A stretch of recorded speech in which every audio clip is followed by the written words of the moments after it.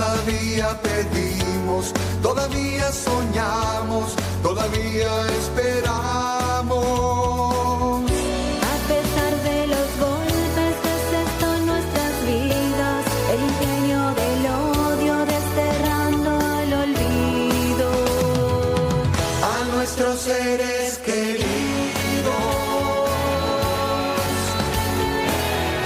todavía cantamos, todavía pedimos, todavía soñamos, todavía esperamos.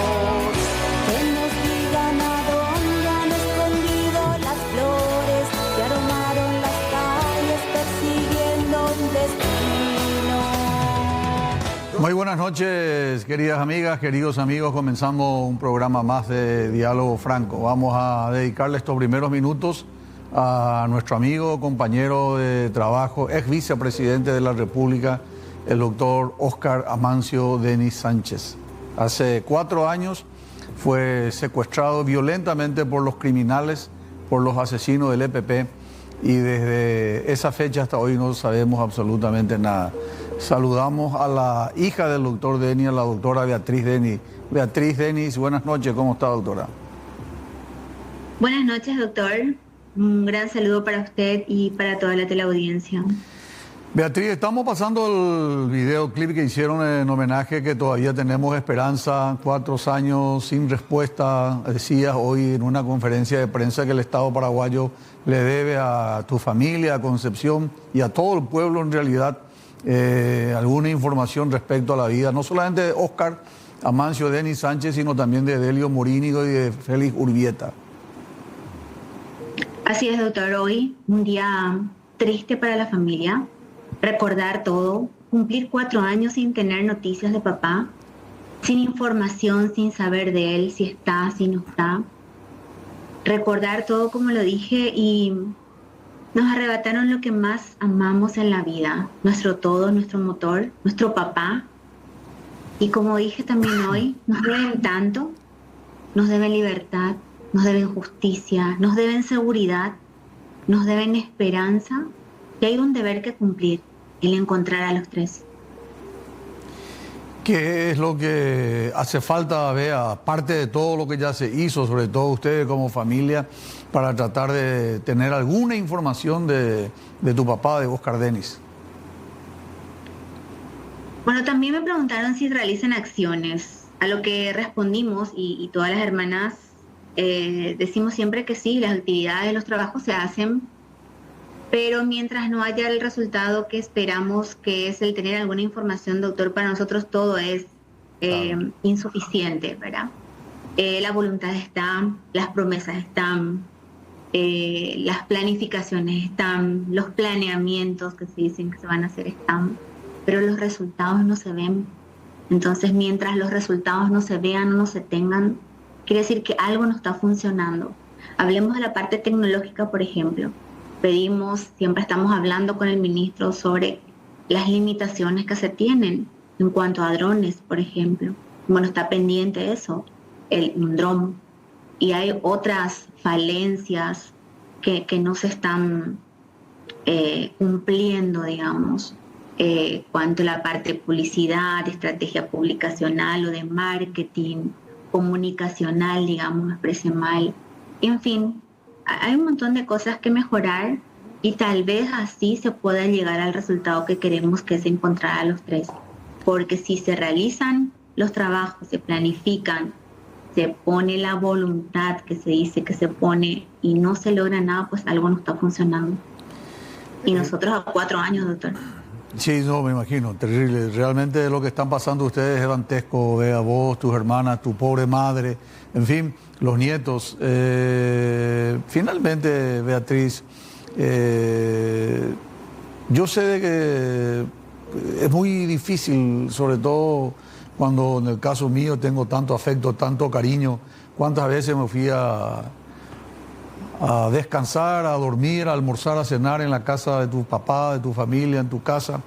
Tengo un cariño diferente. Yo tengo que reconocer que no siento igual que el resto de los ciudadanos, porque Oscar Denis ocupa definitivamente un lugar dentro del corazón. Fuimos compañeros de trabajo, estuvimos juntos en ese periodo de presidente, él como vicepresidente de la República. ¿Qué podemos hacer? ¿Qué reclamarías vos? Ya no a las autoridades, sino a la ciudadanía. ¿No crees que le estamos olvidando a Oscar Denis? No sé si reclamar, doctor. Yo sí, nosotras sí, siempre estamos agradeciendo ese apoyo de todos los paraguayos, de los medios de comunicación, porque gracias a ustedes, doctores, que la gente no olvida que hay 3 paraguayos que siguen privados de su libertad. Eso es a eso no debemos llegar, al olvido. Hay que recordar hoy nuestra familia, mi familia, la familia de Delio, la familia de don Félix, estamos unidas en el dolor, en que nos arrebataron un ser querido. Entonces, hoy nos tocó a nosotras, mañana les puede tocar o le puede tocar a otra familia. Entonces, para que no ocurra otro secuestro en el país es que debemos estar todos unidos y no olvidar que hoy están 3 paraguayos privados de su libertad. Todos juntos exigir y hacer recordar al Estado que hay un deber que cumplir, encontrar a los 3. Vea, mucha fuerza para vos, para tu mami, para tus hermanas, para toda la familia. Nosotros seguimos recordando todos los días por la libertad de Oscar, Amancio Denis Sánchez, por Edelio Morínigo, por Félix Urbieta, porque fueron secuestrados, privados de su libertad por los criminales, por los asesinos que se autodenominan Ejército del Pueblo Paraguayo. Mucha fuerza, Bea, y que Dios bendiga a vos, a tu familia y a mi gran amigo, Oscar Denis. Gracias, doctor. Gracias por el apoyo de siempre. Un gran saludo a la audiencia. Bueno, no hubiéramos querido nunca arrancar un programa de esta manera, pero tenemos la obligación. 4 años del secuestro del ex vicepresidente de la República, Oscar Denis, diputado por su departamento, gobernador en su departamento, 2 veces presidente designado del directorio del Partido Liberal Radical Auténtico, ministro de Agricultura y Ganadería, una persona que siempre tuvo sentimiento y compromiso, en particular con esta gente.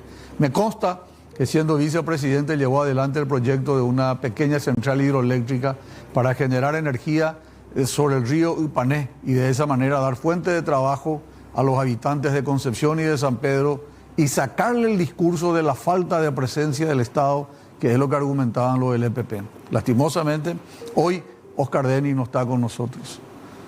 Dios Todopoderoso, que sabe todo lo que ocurre, que haga lo mejor para él. Nosotros comenzamos un programa más de Diálogo Franco. A la vuelta de este corte vamos a estar, hoy es víspera prácticamente del 11 de septiembre, vamos a hablar de la historia de fundación, 137 años de la Asociación Nacional Republicana. Vamos a hablar con el doctor Fabián Chamorro para que nos explique cómo surge el Partido Colorado, cómo fue su ideario programa, quiénes fueron los propulsores de ese partido y cómo continuó el Partido Colorado. En segundo término vamos a estar con el Procurador General del Estado, el doctor Marco Aurelio González. Nos va a hacer un update de cómo está. Buenas noches. ¿Qué tal, doctor? Tanto tiempo. Hace rato que no estás viniendo, ¿eh? Sí. Nos debía una visita. Bueno, esta Polka Colorada, saludamos a los amigos del Partido Colorado. Hoy es 9, el miércoles 11 de septiembre, día de fundación del Partido Colorado, 137 años. Con esta polka saludamos a todos los afiliados, simpatizantes, varones y mujeres del Partido Colorado.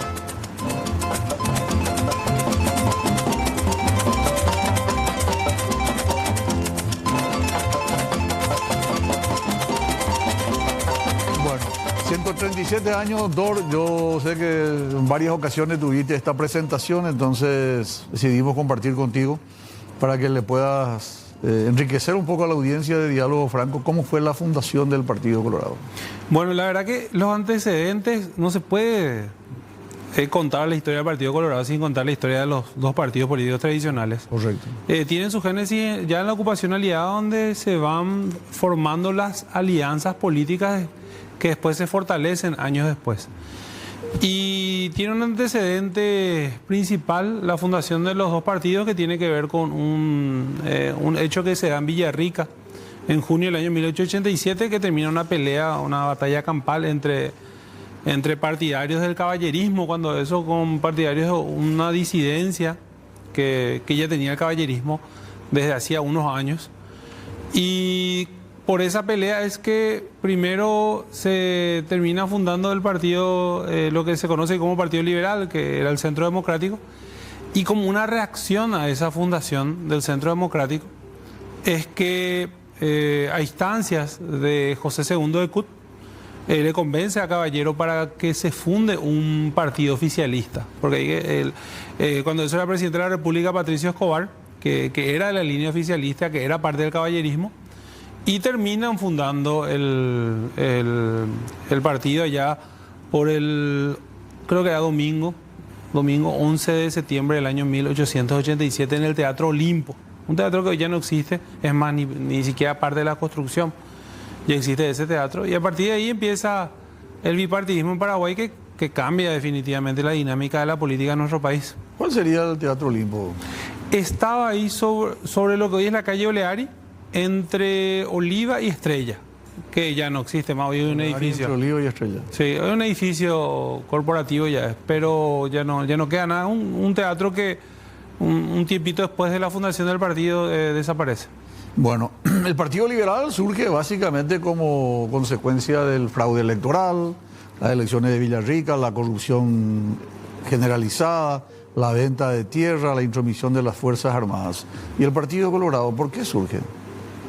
Por la reacción bueno, ese es el antecedente principal, pero en pocas palabras es la búsqueda de espacios de poder, o sea, imposible es acumular todo el poder en un solo movimiento, y eso era lo que ocurría con el caballerismo.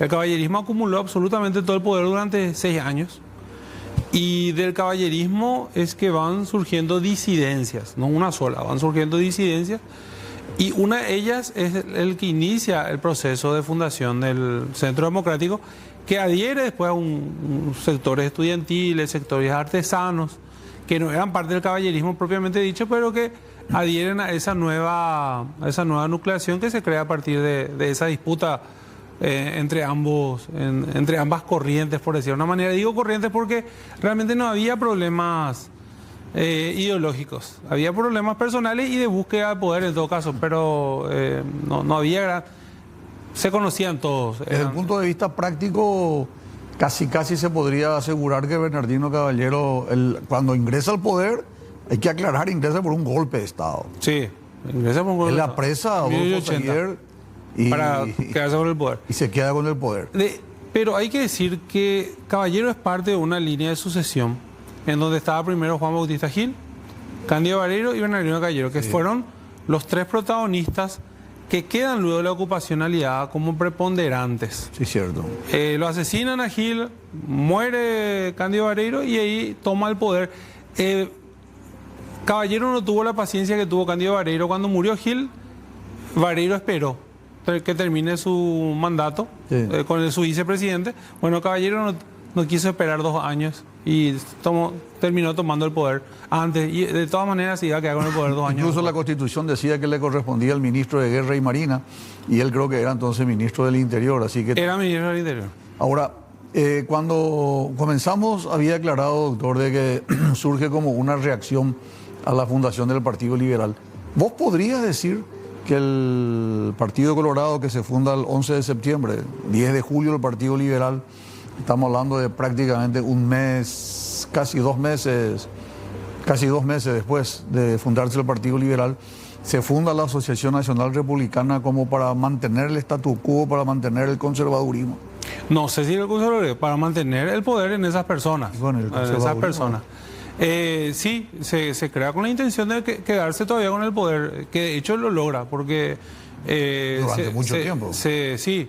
No, en 1894 el caballerismo pierde el poder. Bueno, pero sigue el Partido Colorado. Sigue el Partido Colorado, pero pierde el poder con la disidencia que se había armado con Eusquiza. Pero volviendo a la fundación del partido, sí, es con la intención de mantenerse, por supuesto. ¿Y qué es lo que motivó a la creación de los partidos, del Partido Liberal en este caso? ¿La venta de tierra? ¿Qué es lo que más le cuestionó a la gente? La gente, lo que le cuestionó, el sector que después terminó fundando el Centro Democrático, era la cuestión, el tema de tierras, la venta de tierras públicas. Sí. Y sobre todo, eso después se hablaba de violencia en las elecciones. Pero las elecciones... No está bien, ojo, pero hay que contextualizar. fueron violentas en todos los sectores. Y eso era una práctica que se vivió en Argentina, que se vivió en Uruguay. O sea, no era una práctica paraguaya nada más. En donde lastimosamente una sociedad sin educación civil, que prácticamente comienza su política después de terminar la guerra de la Triple Alianza, seguía teniendo esos resquicios importantes de violencia. Y esa violencia, bueno, indudablemente pudo haber sido exacerbada por la falta justamente de formación. Hay que reconocer que no teníamos ni educación. El Colegio Nacional se funda por esa época, en el año 1877. 77, en el 78 comienza a operar, y la Universidad Nacional recién es de 1889. O sea, no teníamos formación cívica. Y teníamos, para 1889, si teníamos 100 bachilleres en todo el país, ya es mucho. Ya es mucho. Entonces, no había una formación. ¿Y quién se le adjudica a José II de Kut? ¿Quién es José II de Kut? José II de Kut fue uno de los mayores disidentes, o sea, fue parte de ese sector contestatario a los López, su papá realmente. Él era muy joven cuando empieza la guerra de la Triple Alianza, él tenía 17, 18 años, y adhiere a la Asociación Paraguaya, que era el movimiento político contrario a los López que se había creado en el exterior. Después adhiere a la Legión Paraguaya y se quedan en la Legión hasta que su papá se termina peleando con el otro líder de la asociación, que se llamaba Fernando Iturburu. Y a partir de ahí él empieza su carrera política. Antes de terminar la guerra, inclusive, se instala en Corrientes y comienza a hacer política a través de los periódicos. Cuando empieza la ocupación aliada, él se instala también en Asunción. ¿Y dónde se formó? Él era en abogado, Argentina. En Argentina. Primero en lo que es Paraná, lo que hoy es Entre Ríos, y también en Buenos Aires. Él es también del famoso colegio de la Oriental del Uruguay de Concepción. De Concepción. Así mismo. Y él es abogado graduado. Es abogado de formación, pero realmente él siempre fue periodista. Esa fue su... Pero tuvo activa participación en la Constitución del 70. Él y su hermano. Ellos redactaron a través de la regeneración prácticamente toda la Constitución 1870, que realmente era una copia de la Constitución argentina. Sí. Y con la participación de Machaín también, ¿eh? Sí, Facundo Machaín era uno de los pocos intelectuales. Había 5 o 6 intelectuales en esa camada que termina redactando la Constitución de 1870. Entre ellos, Machaín, Cayo Miltos, José II de Kut, su hermano Juan José de Kut, y después hasta ahí. O sea, Juan Silvano Godoy. Juan Silvano Godoy. Y cuando Bernardino Caballero decide formar, lo hace iniciativa de José II de Kut, que quería ya un partido estable y no algo que sea nada más que electoralista, quería algo más fijo. Hacía rato que de Kut quería un partido político, y Caballero era de la teoría de que no quería que haya dos partidos, que creía en el tema de partido único, por la situación que vivía el país. El país, antes de que Caballero tome el poder, estructuralmente el Estado paraguayo era muy débil en cuanto a sus instituciones. No teníamos créditos externos porque se habían dilapidado créditos anteriores, y eso hizo que se hiciera. Entonces, tampoco teníamos un sistema de salud, teníamos un sistema de educación deficitario, teníamos problemas con las tasas en cuanto a pago de aduaneros, o sea, teníamos problemas estructurales muy grandes. Caballero lo que hizo fue pacificar el país en una situación compleja. Años antes fueron años de revoluciones, y cuando él pacifica el país, él comienza con el tema de la venta de tierras públicas, comienza a ejecutar proyectos que tienen que ver con la educación, la recuperación del ferrocarril, entre otras cosas, que por supuesto genera una disidencia porque se centralizó el poder y se centralizó el manejo de la plata. Y también el control casi hegemónico de las armas, ¿verdad? Ya... Sí, no. Desde el momento que estaban los 3 oficiales más importantes del ejército dentro del caballerismo, era él, Escobar y Serrano. Serrano ya había muerto, Pedro Duarte. Entonces, entre ellos 3 acapararon todo el poder de las milicias hasta que llega Urquiza. Urquiza llega a general luego del intento del 18 de octubre del 91, Y a partir de ahí comienza a disputarle la hegemonía a los otros generales. Pero todavía retrocediendo un poquito dentro de ese momento de 1887, ¿cuál es la diferencia sustancial con respecto al Centro Democrático y la Asociación Nacional Republicana?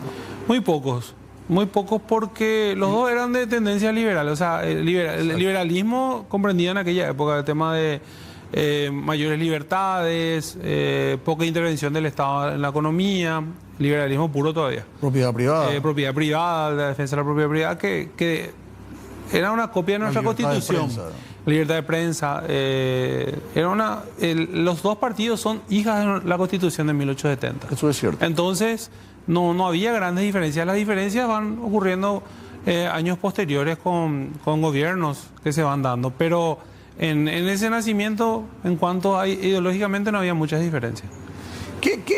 ¿Por qué? ¿Dónde viene el color azul para el liberal y el color rojo para el Partido Colorado? No sé. Yo de las versiones que leí, que no tienen tampoco documentación, algunos hablan inclusive de la génesis del conflicto del 12 de junio del año 1887, donde los partidarios de Taboada y los partidarios de Caballero con los distintivos rojos y azules. Otros dicen que tiene que ver, Caballero era masón, Taboada también era masón, que Caballero lo heredó, lo trajo de Garibaldi, que era el personaje más importante de aquella época. Entonces, no. Te voy a entrar en la especulación y en cuestiones que no están documentadas. ¿Y qué encontraste vos con respecto al tema de que el uniforme brasilero, que tuvo activa participación cuando el barón de Yaguarón interfiere en un problema de la revolución del año 1874, si mal no recuerdo? José Órdenes Molas. Y para no identificar a los brasileros, dieron vuelta al guirrete y era de otro color. También. Escuché también esa versión, pero no hay documentaciones. Y esa versión es de Manuel Pessoa. No hay en otro libro. O sea, es difícil llegar a una... Erasmo González también creo que habla de eso. Y entonces uno le copia al otro. O sea, pero no hay una documentación, a eso me refiero. Pero Erasmo González es más joven, ¿verdad? Sí, mucho más joven. Pessoa ya falleció. Pessoa hace rato. Pessoa ya falleció. No, Erasmo González estamos hablando de un historiador actual. Bueno, entonces... Él también cita en su libro eso, ¿verdad? En el tuyo, sin embargo, es mucho más prudente. Y el color azul del Partido Liberal también tiene dos versiones. Una que en forma, hasta si se quiere, poética, Antonio Taboada arranca un pedazo del cielo y le pone... Pero Antonio Taboada no estuvo ese día en la elección. No estuvo en Asunción. Yo creo que es importante decir eso porque si probablemente Taboada no estaba acá y estaba en Europa allá, no sé si se iba a fundar tan rápido el partido, porque él es el que logra reunir a los que estaban presos, a los fiadores, y él es el que organiza la primera reunión de lo que después fue el Centro Democrático. Aclarado eso de que no hay una diferencia filosófica sustancial entre liberales y colorados, un poco también el origen de los colores, el rojo para el colorado y el azul para el liberal. Entramos ya en la composición de los hombres. ¿Qué influencia tuvo?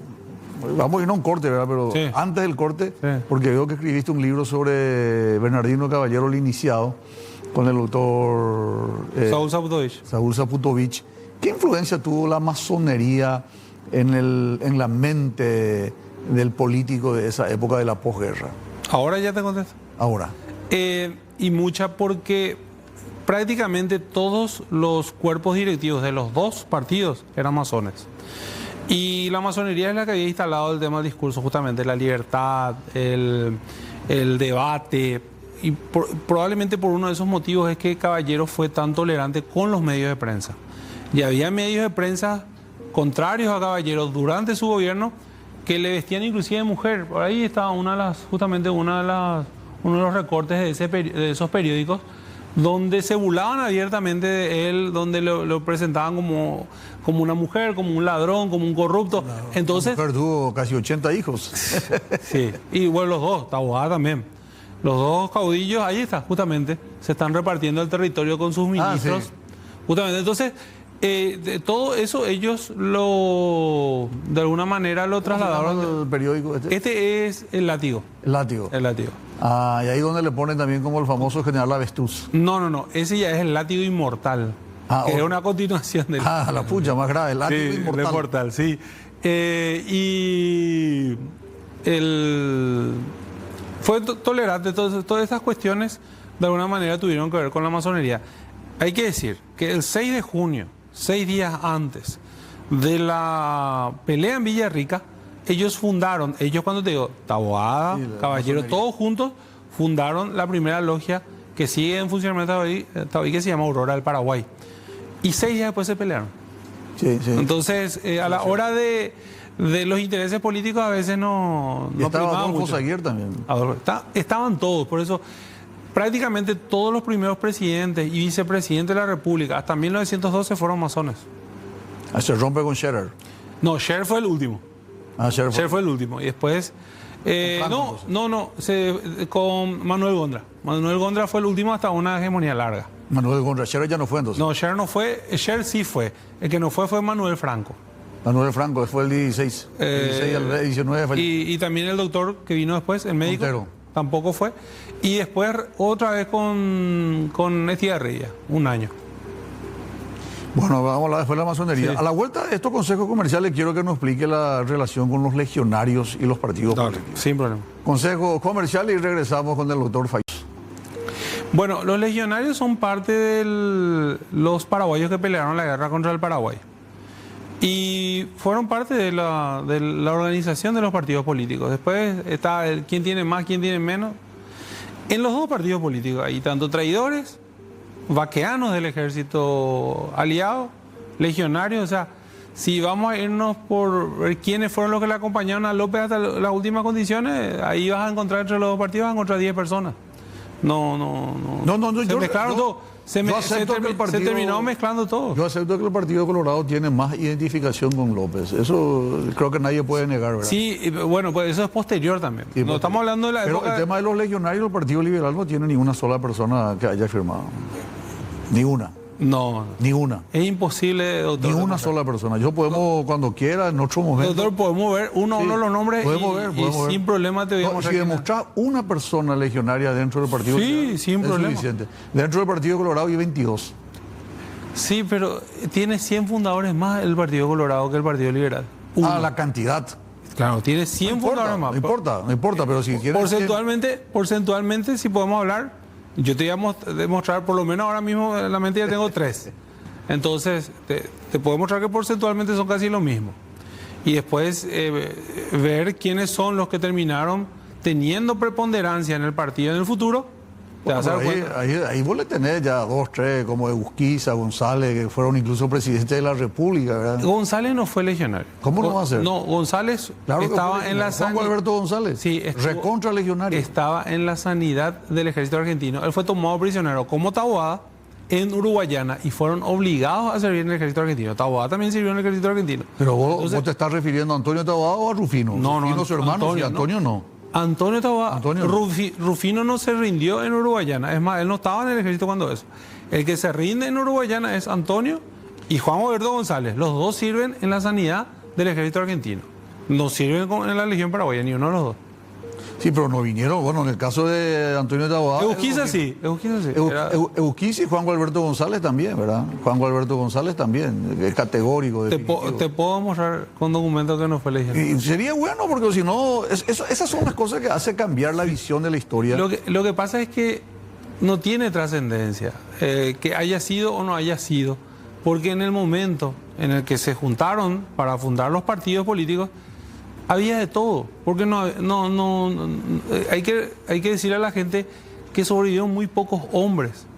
Lo que pasa, doctor, es que se asocia, por ejemplo, a Bernardino Caballero, que fue muy próximo al presidente, el mariscal Francisco Solano López, el caso de Escobar, el caso de Serrano. Conté que Escobar fanfarronea un poco para mí. Pero Serrano dice que estuvo con él en Cerro Corá. Serrano no tiene nada que ver con el partido, porque fue asesinado en el 75, o sea, 12 años antes de la fundación del Partido Colorado. Sí, bueno, es cierto. En el caso de él ya no, era el que era su ministro del Interior. ¿De quién? De Caballero. Ministro del Interior era Pedro Duarte. Pedro Duarte. Pedro Duarte Él sí era era un como... militar que era próximo también. sí. Y el Partido Liberal tuvo hombres de segundo nivel. Sí. No eran todos de primer nivel Pedro que estaban Victorino próximos al Gil, mariscal. Florentino Oviedo. No Claro, tuvieron tanta Eduardo proximidad Vera. por el rango que tenían. Pero yo reconozco eso. O sea, cuando se hace la historia, yo reconozco que la gente que estaba más próxima al mariscal son las que están en el Partido Colorado y los que estaban en un segundo nivel eran del Partido Liberal. Reconozco eso. Pero también es importante reconocer que en el acta fundacional los legionarios están en número de 22 en el Partido Colorado. Sí, bueno, nadie negó eso.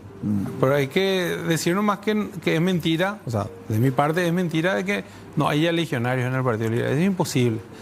Es Cuestión que va a llegar el 18, el 10 de julio y ahí vemos Dale. el tema.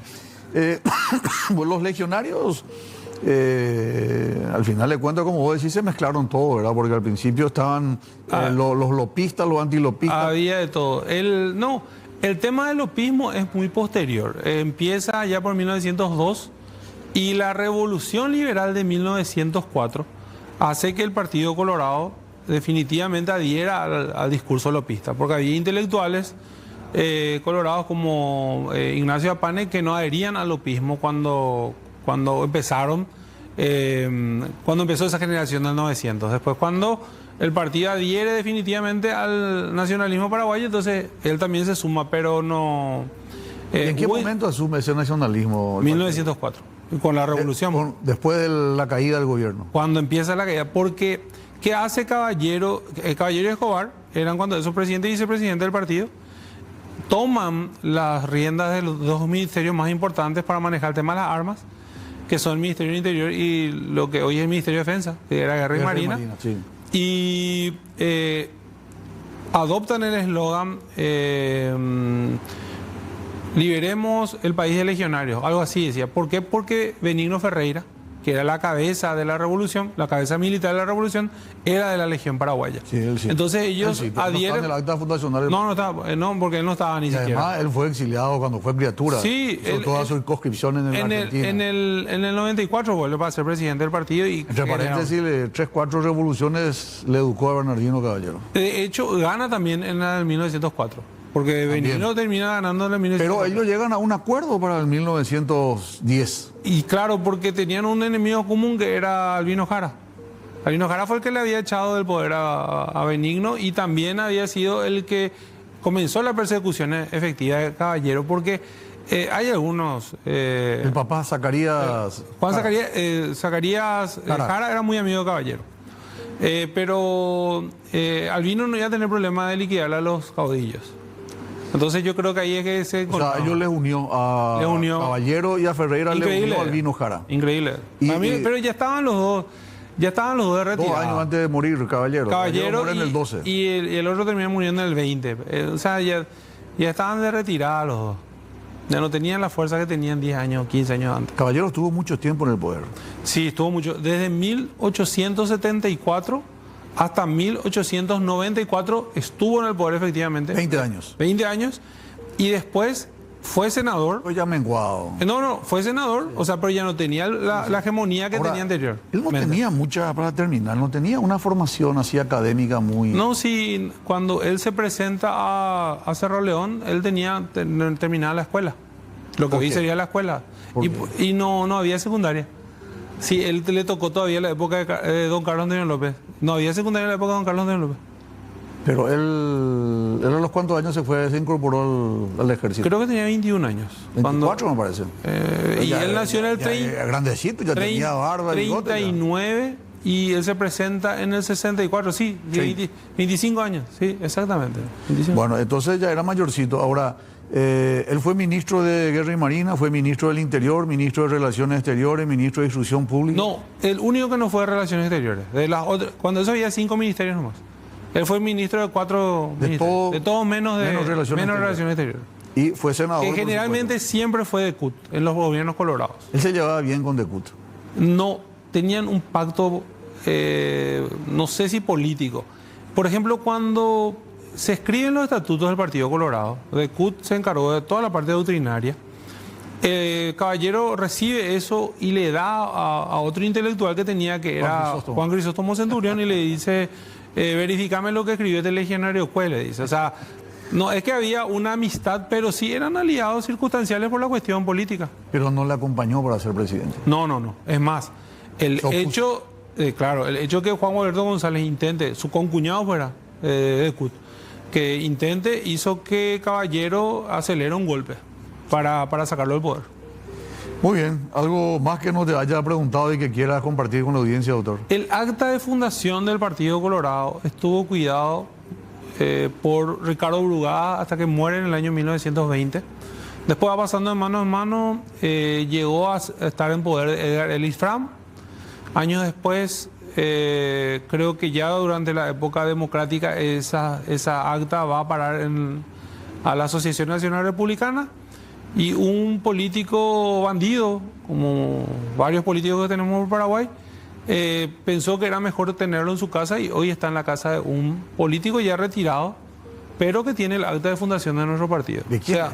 No voy a decir su nombre porque ya dije que es bandido. Entonces, está en nuestra acta de fundación. Yo soy colorado, está en nuestra acta de fundación en la casa de un particular que hoy su hijo tiene un cargo de poder importante también. Así que ojalá algún día lo podamos recuperar. Eso es algo que le pertenece a todos los colorados y no a una familia en particular. Y te estoy hablando de robo, porque eso ya estaba en una vitrina en la ANR y desapareció ahí. Desapareció estando el padre como presidente. No. Ahora su hijo tiene un cargo de poder. Él era cuando eso creo que era senador. Bueno, llegó a ser presidente. No. Del partido no. ¿Del partido no? No, del partido no. Ah, no. Muy bien. Te agradezco, doctor. Siempre No, gracias. un lujo aprender mucho de vos, conocer mucho, y bueno, queda pendiente ahora para un 10 de julio y ver la lista de los... Sin problema. No. Muy bien. Fabián Chamorro, lanzaste tu libro que apareció ayer en los diarios. Sí, Los nazis en Paraguay. Vale la pena. Es una recopilación desde el prenazismo hasta los criminales nazis que llegaron a nuestro país. Algún día tenemos que hablar también de la influencia que tuvieron los nazis en el Sin Paraguay. problema. Estamos. En el famoso desfile del 22 de agosto de Se ve la bandera ahí. 1935, está la bandera en lo que era la embajada entonces. Consulado. Consulado. Sí, señor. Consulado de la Alemania nazi. Totalmente. Están las dos banderas. La que era la bandera de la República y la bandera nazi. ¿Hubieron muchos nazis en Paraguay? Sí, muchísimo. ¿Podemos abordar esto también? Sí, cuando guste, sin problema. Doctor, muchas gracias. No, gracias a usted por la invitación. Ahora va a entrar mi querido amigo Marco González. Marco Aurelio González. Un capo. Su abuelo sabe quién es. Un gran ídolo, claro. Don Aurelio González, uno de mis grandes ídolos. Contigo se cumple eso de quiero los dos, ¿verdad? Colorado y olimpista. Claro. Capitán de Olimpia, héroe de la guerra del Chaco, el gran capitán Aurelio González. Sí mismo. Que merece también un destaque especial, ¿verdad? Se merece también su bandera, se merece su espacio. En todo lo que tenga que ver con Olimpia, se merece su lugar, don Aurelio. Vamos a hablar con el Procurador General de la República, pero yo me refiero a Aurelio González, al abuelo de Marcos Aurelio, sí. Que está con nosotros hoy, el Procurador General, porque en esa época, entre broma y de veras, sobresalir en la guerra del Chaco y después venir a jugar fútbol y que la polca de tu club te cite, muy poco tienen ese privilegio. Ese privilegio. Y sí, por lo menos la polca le hizo un inmortal. Sí, el gran capitán. Sí, señor. Muy bien, vamos a unos consejos comerciales y regresamos. Doctor Marco Aurelio González, hijo de Aurelio González. Nieto. Nieto de Aurelio González, el gran capitán. Tenemos una imagen del gran capitán para que la gente le conozca, Cristian. Jugador de Olimpia, la música lleva el nombre. Jugador Olimpia de la selección. Jugador Olimpia de la selección. Técnico de Olimpia de la selección, fue el técnico que le llevó a Olimpia a su primera final a Libertadores, goleador en la Copa América. Como técnico le lleva a Paraguay a un mundial también. Al Suecia 58. Él era como vos, así, alto. No, él era más bajo, era de retacón. Más bajo. Sí. Retacón era. Sí. ¿Qué puesto jugaba Aurelio? Número 9. Número 9. Sí. A la Mañoso. pucha, goleador. Mañoso, sí. Mañoso. Acá dicen que la gente que le parece mucho a tu abuelo. Ahí está la foto con la camiseta del Olimpia. Aurelio González, héroe de la guerra del Chaco. En Marte Atlético, y cuando se fusiona con el Deportivo Luqueño, con el otro club, allí pasa al Luqueño y en poco tiempo va al Olimpia. Entonces toda su carrera lo hizo en el Olimpia. Y cuando ¿Cuál es luqueño de...? Pues luqueño nació. Y básicamente en Luque era muy difícil aceptar que alguien sea de otro club, y a nuestra familia siempre le respetaron por lo que fue mi abuelo, por lo que representó. Ahí están poniendo la gente de prensa, me dicen que el parentesco es extraordinario. Igualito. No me vieron jugar nomás, por eso dicen eso. Bueno, cumplido con el formalismo de dar también un reconocimiento a una persona que le dio lustre. Hoy sí que yo le tuve mal, che, el Partido Colorado, Olimpia, ¿quién más me espera hoy? A la flauta. Demasiado generosidad ya. Pero él decía que a pesar de todos sus logros futbolísticos, él dice que su mayor mérito fue llegar a teniente primero por mérito propio, por méritos de guerra. Por mérito de guerra. Él fue a la guerra en el primer batallón de estudiantes, porque su hermano Benigno González, uno de los 12 que muere el 23 de octubre, entonces él se alista al ejército y rechaza una oferta del exterior para ir a jugar a San Lorenzo de Almagro. Ah, sí, iba a jugar a San Lorenzo de Almagro. Recibe una oferta. Ah, mira, pues hubiera sido azulgrana, che. Hubiera sido azulgrana. Bueno, procurador, vamos a hablar de tu tema, Procuraduría General de la República. ¿Cómo está la institución?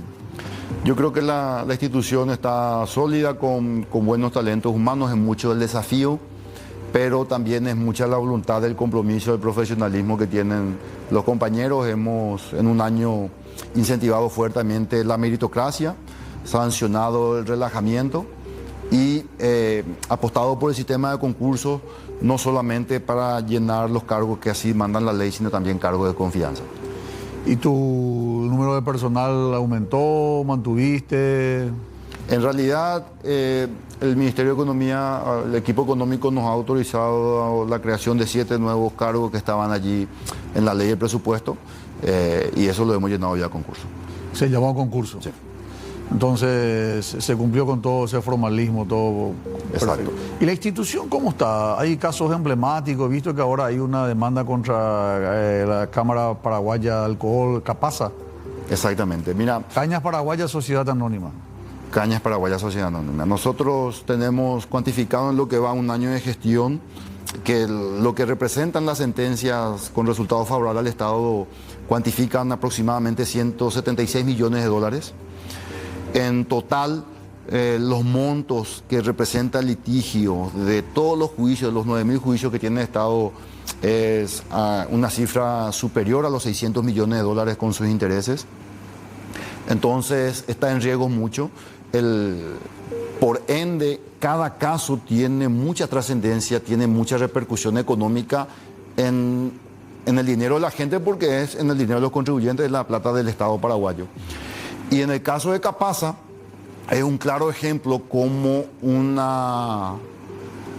relajamiento, impericia de un abogado puede ocasionar o pudo ocasionar que el Estado deje de percibir 20.000 millones de guaraníes más sus intereses que se les reclamaban a los exdirectivos de Capasa por una mala administración fehacientemente comprobada en sendos informes. ¿Por qué ocurre eso, doctor? ¿Ocurre porque hay un deseo de lucro o por incapacidad, por impericia, por negligencia?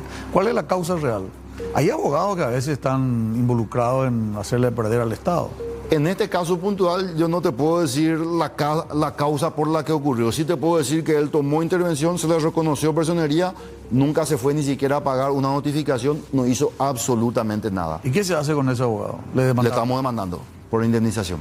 Pérdida de chance. Y tiene que pagar de su peculio personal. De su peculio personal, hemos solicitado. ¿Y cuánto es el monto? De 5.000 millones de guaraníes, más intereses. ¿Y la posibilidad de cobrar? La posibilidad de cobrar, veremos qué está a su nombre y qué no para proceder al embargo. Pero es la primera vez que se hace eso. Es la primera vez que se plantea este tipo de demandas. ¿Un procurador antes que vos ya hizo esto? Roberto Moreno empezó a exigir las acciones civiles en sede penal y también algunas acciones indemnizatorias, más que nada en sede penal, para dar señales claras. Esta es una señal más de que a los abogados del Estado no le vamos a tolerar un relajamiento. Y vos me decías, ¿a qué obedece? Esto no te puedo decir en el caso concreto porque no conozco el contexto, pero sí hay casos donde o el abogado mira para otro lado, claro, o el abogado deja de presentar un escrito, o el abogado se confabula con la otra parte para una estrategia procesal determinada. Qué lamentable es cuando una persona a quien vos le das todo tu poder, en este caso un abogado, te tenga que escamotear, que tenga que, hablando mal y rápido, robar, en este caso al Estado paraguayo, la posibilidad, la esperanza, porque el Estado le premia con un cargo. Y si se va otra vez y no puede cumplir con su trabajo, creo que es ejemplificador lo que están haciendo ustedes. Cada profesión tiene su finalidad noble. Por supuesto, no nos vamos a comparar con el médico, no nos vamos a comparar con la trascendencia de otra profesión. Pero el que ama esta profesión sabe que es una profesión noble porque tiene en sus manos no solamente los derechos de las personas, en algunos casos sus bienes y su vida. Claro. En el caso, decimos que la profesión de abogado es una profesión noble, nace con esa finalidad de tutelar los derechos. ¿Y qué función más noble ejerciendo la labor de la abogacía que defenderle al Estado, a los ciudadanos, al patrimonio de los ciudadanos, de los compatriotas? Entonces, no podemos entender cómo existe un relajamiento cuando tiene que existir un mayor sentido de pertenencia hacia la nobleza que exige la profesión. La Procuraduría, doctor Marco Antonio González, es, para que la gente pueda entender en términos sencillos, una especie de abogado que defiende para que el Estado no pierda. Cuando se ve comprometido un interés patrimonial del Estado, allí la Procuraduría tiene que intervenir, ya sea judicial o extrajudicialmente, para que el Estado se defienda de modo que el dinero de los contribuyentes no se rige. ¿Cuál es la práctica normal de mandarle al Estado? Lograr sentencias con montos muy altos y enriquecerse. Todo es muy fácil cobrarle al Estado y eso no sale del bolsillo de ninguna persona en particular, pero termina afectándole a toda la sociedad. Afecta a todo. Así mismo. No afecta a todo. Este es un caso emblemático, el de Capasa, y ojalá que, como dijimos recién, sea ejemplificador para que ningún otro abogado pueda cometer negligencia en el ejercicio de su profesión, ¿verdad? Hay otro tema que también llamó la atención, que es la ejecución de una póliza por el famoso caso de Ronaldinho. Ahí está uno de los coprocesados, Wilmón de Sousa, tenía prisión preventiva y pidió acogerse a la prisión domiciliaria. Entonces se presenta a presentar fianza de su abogado por $300.000 y una fianza real de su abogada, de donde ofrece un inmueble, por 3.000 millones de guaraníes. Lo que nosotros estamos haciendo es ahora llevar adelante la ejecución. Ya se había embargado preventivamente y ahora nosotros, o sea, ya se trabó embargo ejecutivo y nosotros ahora estamos llevando adelante esa ejecución. El juez civil ha dictado y una vez que quede firme ya se podrá rematar ese inmueble y también al abogado que prestó fianza personal también se le han trabado algunos bienes. Para un médico como yo que no entiende mucho de derecho, el caso de Ronaldinho, él entra con una cédula, aparece una mujer, entre paréntesis, nunca nadie supo dónde está ella, pero aparentemente se pasea por los shopping de Asunción. Ese es otro tema. El abogado de Ronaldinho, cuando se les descubrió que falsificaron el pasaporte y la cédula, él es el que puso una fianza. No, es uno de los coprocesados. ¿Te acordás que había varias personas denunciadas por producción de documentos no auténticos, asociación criminal, etcétera? Y él es una de las personas implicadas en la gestión o gestación de esta documentación que ha entregado a Ronaldinho. Y el abogado Sousa, brasilero, es abogado de Ronaldinho, ¿verdad? No, esa era la parte acusada con Ronaldinho, ¿verdad? Y ahora a los abogados a quienes ejecutamos la fianza eran los abogados de Wilmondes. A los abogados de Wilmondes. Ese Wilmondes que le acompañaba a Ronaldinho. Exacto. A Ronaldinho y a su hermano. Exacto. Cuando Wilmondes se presenta y dice, cuando yo quiero irme a mi casa a guardar reclusión, y dice, ofrezco como caución la fianza, la palabra y los bienes de mis dos abogados, de una abogada y un abogado. ¿Y la señora esta, el apellido como? Dalia. Dalia López. Dalia López. Nunca más se le encontró a ella. Nunca se le encontró. Por lo menos oficialmente. Yo sé que no es tu responsabilidad, ¿verdad? Porque vos tenés otra función, ¿verdad? No, está a cargo del Ministerio Público, pero llamativo lo que ocurrió con esta señora, porque estaba muy involucrada con el gobierno. Era amigo de todos los integrantes del gobierno. Así mismo. Y bueno, son cosas que lastimosamente se van perdiendo y eso hace que la Procuraduría en este caso del país tenga más envergadura, más peso, más presencia y que pueda de alguna manera también ser respetado. ¿Hay algunos otros casos emblemáticos que tengan ustedes Actualmente nosotros, un juzgado de ejecución, hemos planteado que vuelva un expediente al juzgado de garantía, porque básicamente cuando alguien lesiona un interés patrimonial del Estado en sede penal y se ha comprobado que participó en un hecho punible donde se vio comprometido el dinero público, se le tiene que comunicar a la Procuraduría para que la Procuraduría plantee la acción de resarcimiento, le reclame a ese condenado la plata que dejó de percibir el Estado o que se le perjudicó al Estado porque el Estado ya pagó en vano. Y también se le debería comunicar, y dice el Código Procesal Penal, cuando va a haber alguna salida alternativa del proceso. En este caso en concreto, no sé si recordarás el caso España, la familia Iyazi, ellos, 5 personas se ven acogidos al procedimiento abreviado y por una defraudación de 53 millones de dólares, el juez dice, bueno, estas 5 personas tienen que pagar 50 millones de guaraníes cada uno. Y después contra la última persona procesada que nos acogió a este procedimiento abreviado le dan una salida alternativa al proceso, una suspensión condicional, que es otra figura de salida para evitar el proceso. ¿Pero dónde está el daño al Estado ahí? Y el daño al Estado está en que no se exige la reparación del daño a la víctima. Ok. O sea, y ya se fue exportado, ¿verdad? Sí. Está en los Estados Unidos. Exacto.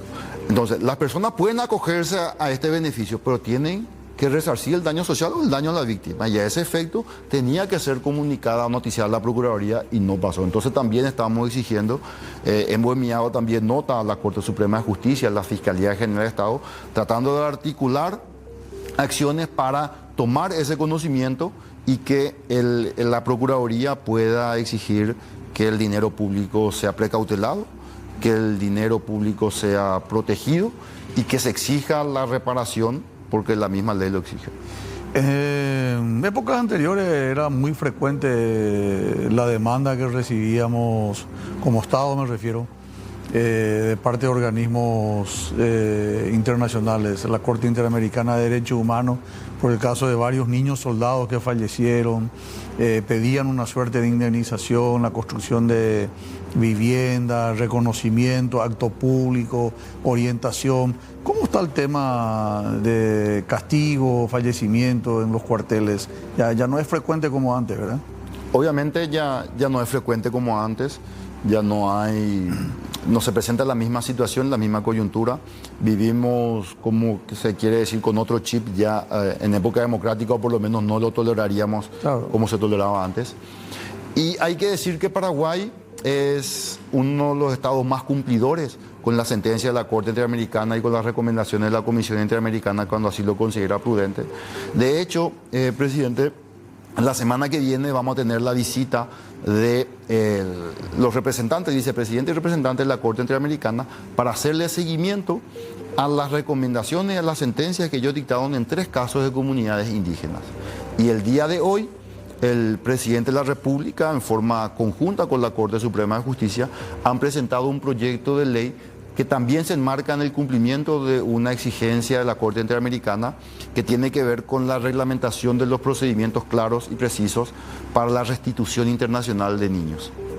Entonces, esto demuestra el compromiso que tiene el país a lo largo del tiempo y el firme compromiso que tiene el presidente de la República de ser un ejemplo en el cumplimiento de los estándares.